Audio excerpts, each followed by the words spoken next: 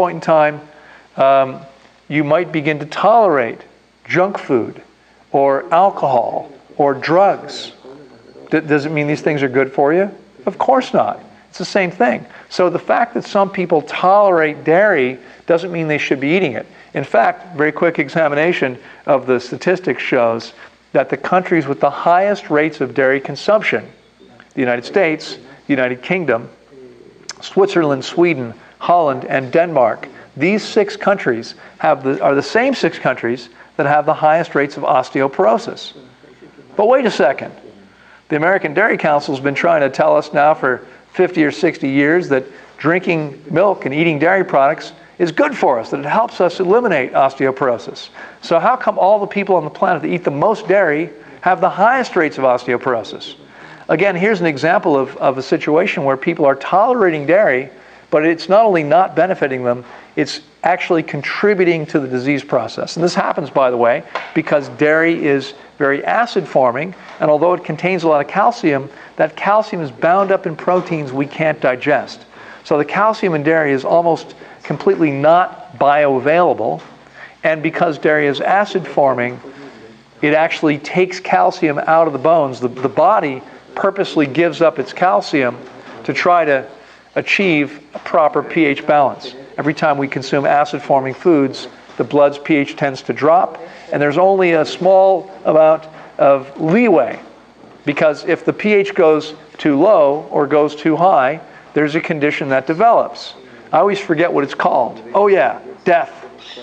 Okay? We die if the pH moves very far, and so every time we eat dairy products, the pH tends to drop, and the body has to find a way to balance that, and it balances it by taking calcium from our bones, from our teeth.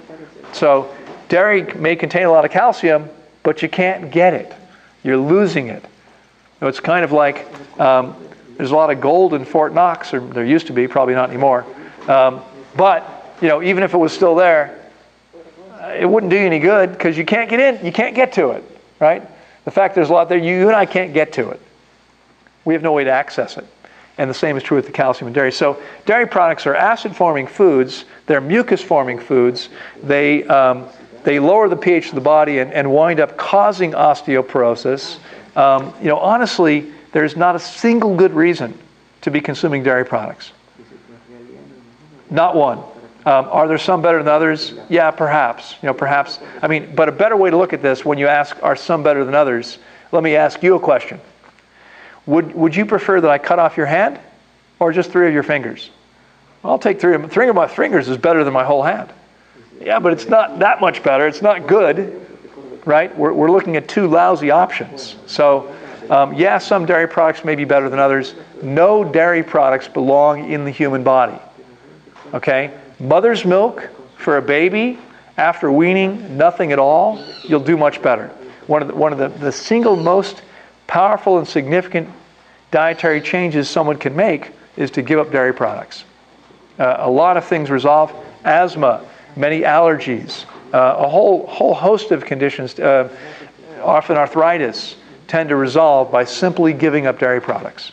Okay, because that's how toxic it is. So that didn't take long. I hope that's been beneficial to you. I want you to understand that if you want to create an amazing level of health and vitality, you can, but you're going to do that by understanding what actually does belong in the human body.